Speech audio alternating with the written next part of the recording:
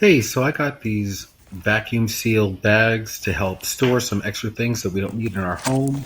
I was able to store four pillows in here, which were pretty larger pillows. Inside the box, you get some zipper clips, which will help to close the bag and ensure the seal. It also comes with a hand pump as well. I use the hand pump for this one, but for a couple other bags, I actually ended up using the vacuum, which was very easy to use with it. With this, you definitely want to make sure that you use the zipper clips, however, to ensure a proper seal. If you use them, go backwards and forwards across the zipper. It will work extremely well. I've actually had these pillows in storage now for about 4 to 5 months, and they have maintained the same small size.